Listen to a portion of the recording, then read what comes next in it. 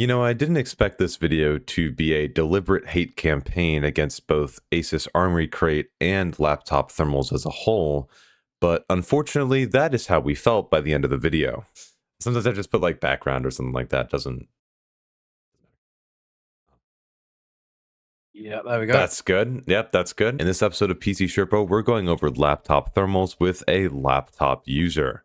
Shocking, I know. He has a 3060, laptop edition of course, with a 5900HX and 16 gigabytes of DDR4, DDR4, Jesus. Memory running at 3200 megahertz. I will have every part of the video timestamped down below, so you can feel free to check in on whatever part's most interesting or relevant to your case. Keep in mind that every laptop is different, and the stuff that I'm doing for this one may not necessarily apply to yours, though there are a few important lessons within it in a general sense that you'll be able to pick up on as we go through. If you like this content, do hit the usual buttons, like, subscribe, all that usual crap, and please do make sure to join the Discord. It is the first link in the description, and if you have any questions regarding what's in this video or any other of my guides, I answer questions in there along with a bunch of other people who are very knowledgeable in that Discord, so make sure you check it out. And then also, if you want a chance to get in for one of these PC Sherpa guides, I do my PC Sherpa live streams every Sunday at 1:30 p.m. CST, along with more general live streams at 6:30 p.m. CST on Fridays. Feel free to show up for those. If you have any questions about yourself, then there's a chance you could be pulled onto the stream. For now, I hope you enjoy the video, and let's just jump straight into it. Okay, I don't even know what your settings are yet, but we'll find that. Oh wow, this looks...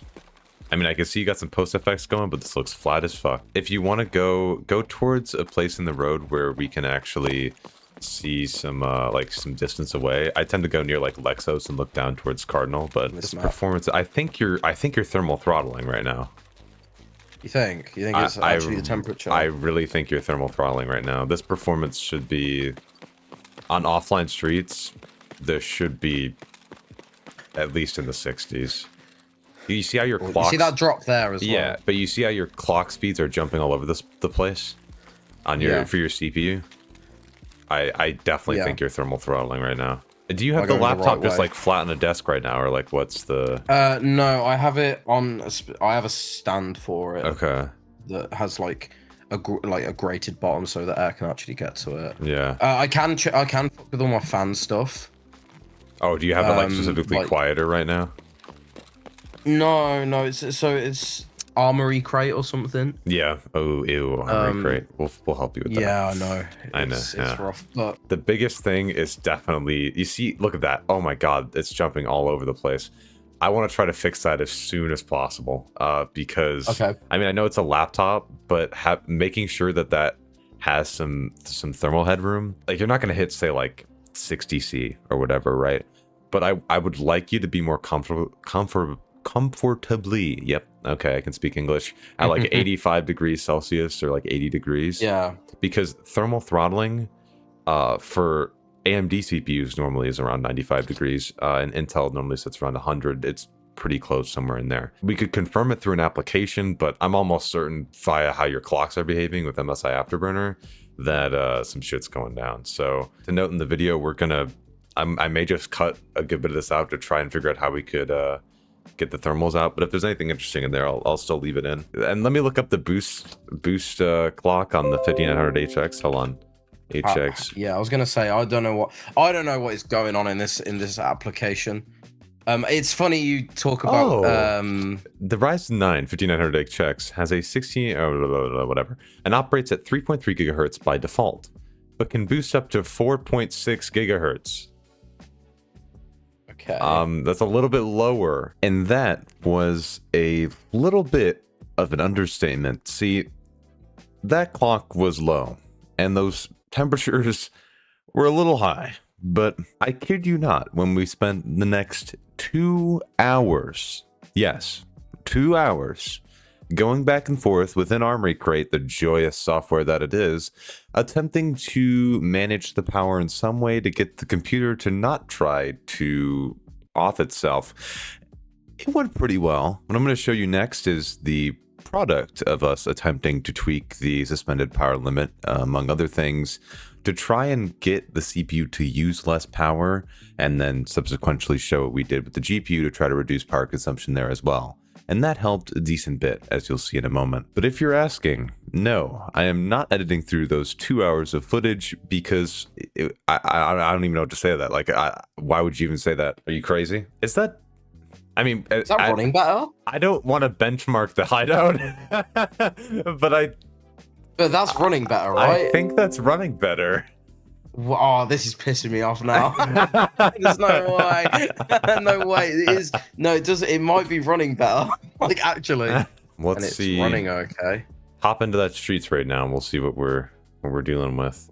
The worst part is that we've not the fact we've not even touched the settings yet. I know for a fact they're awful. Oh no. Because I know they're bad. Oh god. And then like the graphic settings are a mix of random YouTube guides. Oh, Reddit I'm sure then they're fantastic. I mean, if a YouTuber told you to set it like that, I'm sure it was perfect. Yeah, I'm sure it's great. Yeah. I have a literal standing fan currently propped up on my desk pointing at my computer, just so we're aware of the current situation. That unironically might help.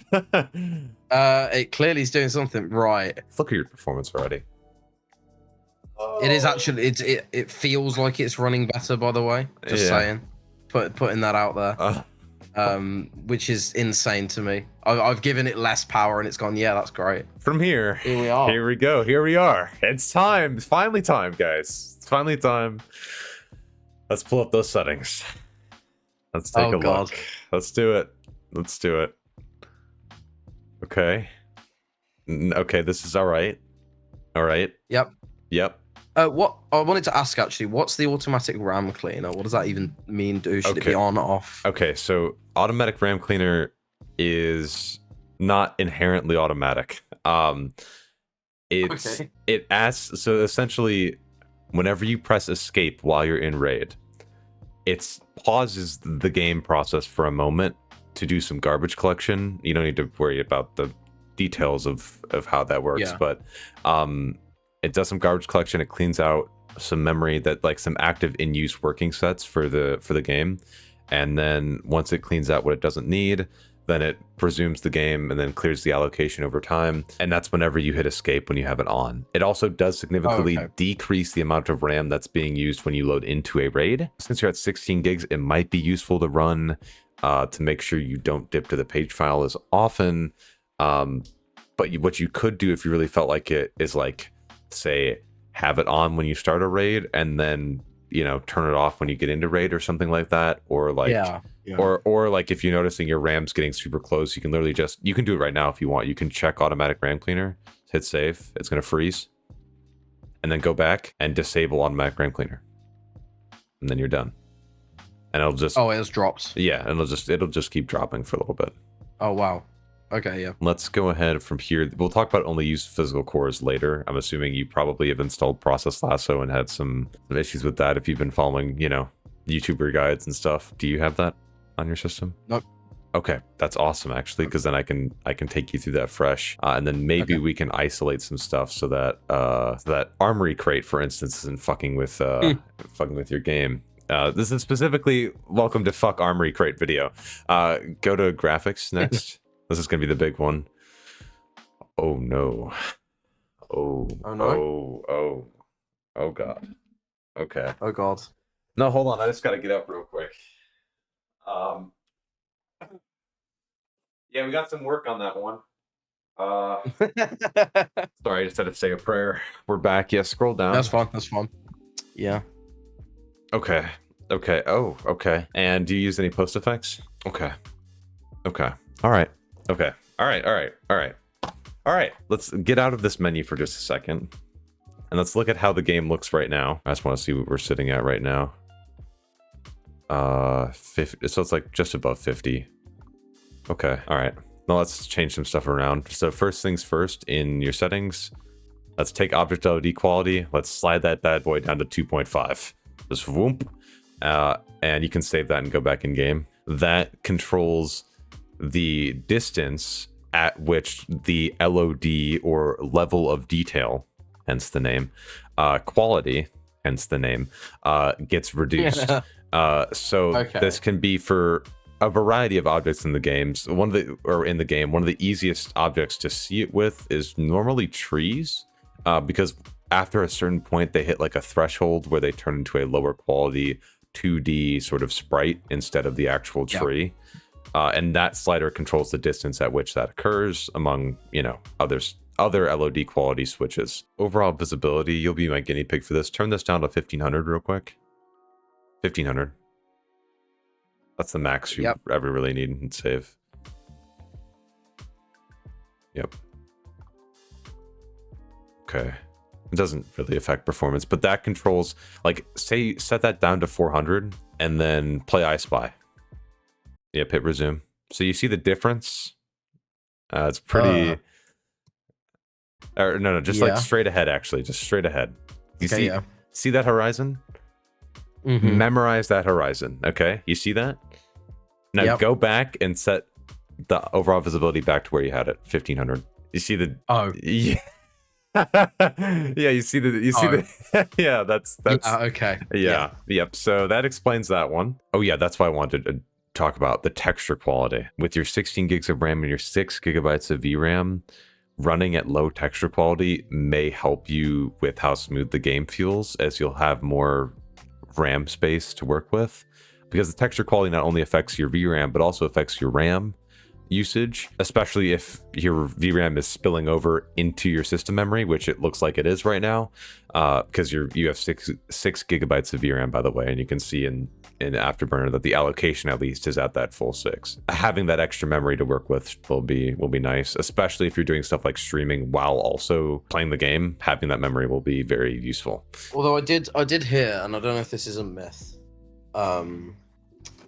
it might just be a lie, because well, it can't be, because the internet would never lie. But no, they wouldn't. But I read that with the texture quality, that turning it up can sometimes, like going from low to medium, can put less strain on the CPU, is what I got told from the wider internet. From the wider internet.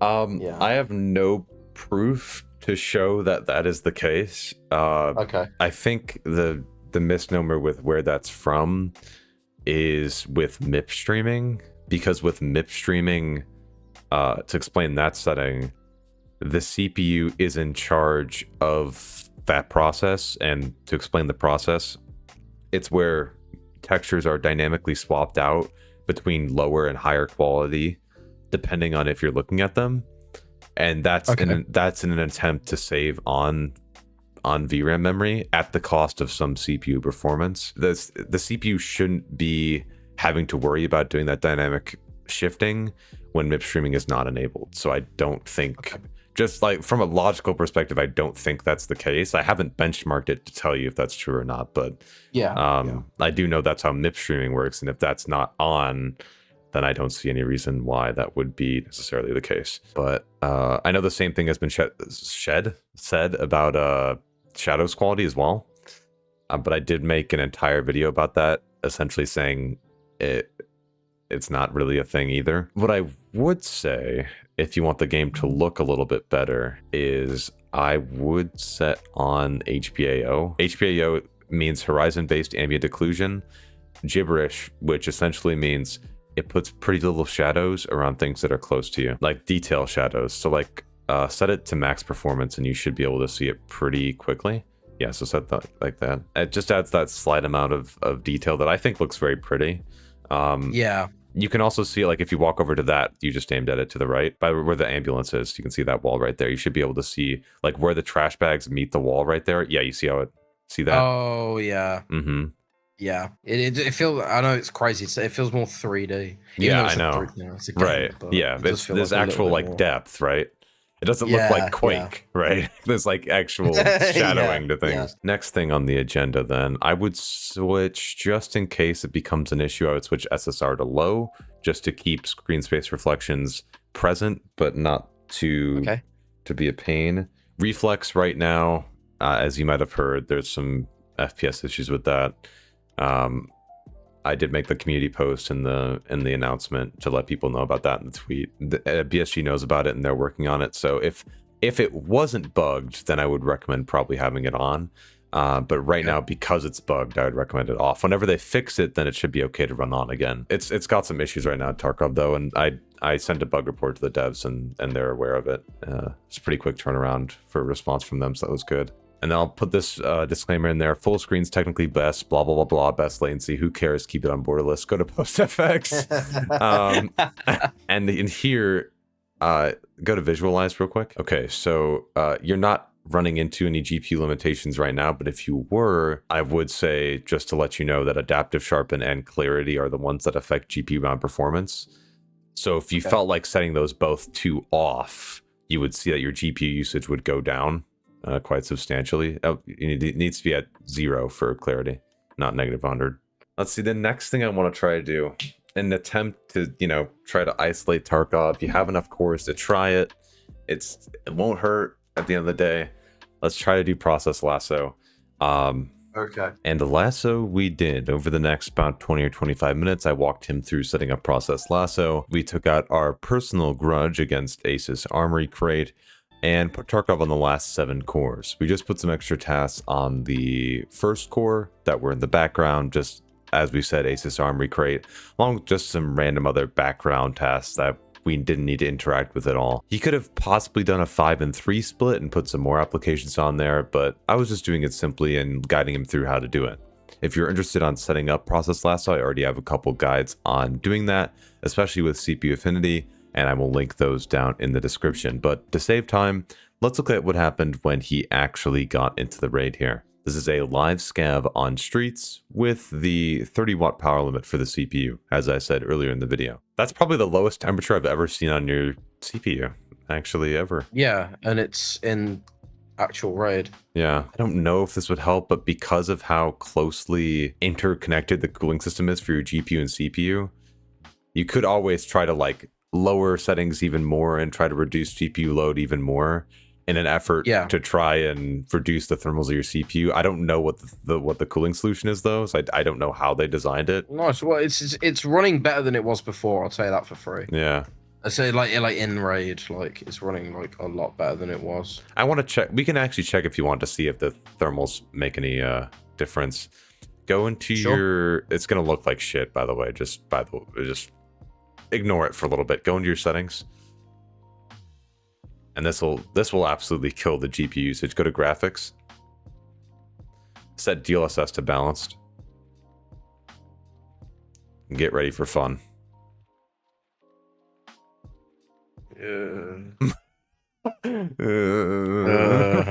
no. Oh no, it looks like a toy car.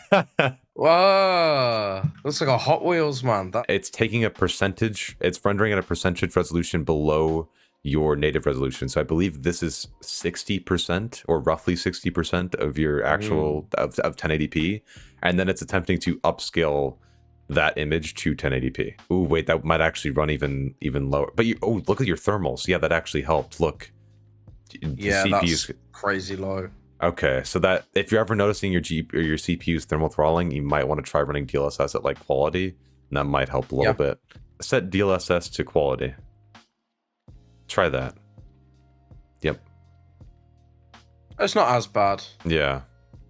I know it's still a little mushy, but yeah, especially on streets, because I do need to hit streets eventually. You know what I mean? It's. I would also recommend to just to help with thermals in case you have more headroom to hit it. I would frame limit the game to. I would say if you don't mind it having to be frame limited at 75 FPS. It won't help you right now because you're not hitting that number, but if you ever did go up to hit that number, then it may help with the thermals then too. Well, this has definitely helped significantly looking at it now. It's at 84 degrees, 55 FPS. It's not.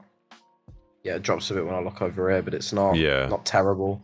My main thing is it's consistent. Yeah, exactly. It doesn't feel like it's dropping out. Well, because now you're not thermal throttling anymore, so it's not going boo boo boo all the time. Yeah. No, yeah, the consistency is way better. So what's the moral of the story? Buy a desktop. What'll be really funny, because obviously it's a laptop-based video. In the end, it really is just completely the thermals. There's nothing we can do about it. And the moral of the story is buy a tower. I hope this helps. Tarkov laptop guide. Buy a computer. Buy a you know, computer. That's what you're doing. Besides that, I appreciate all of you for watching the end of the video. If you liked it, do hit the buttons down below and make sure to tune in for my streams on both Friday at 6:30 p.m. CST and Sunday for PC Sherpa Live at 1:30 p.m. CST. I do them every week, so I can't wait to see you guys tomorrow, at least from the time of this recording. For now, I appreciate all of your support. As always, make sure to check out the links in the description for all my stuff. Join the Discord for more help, and for now, this will be Clem. Clocking out. Later.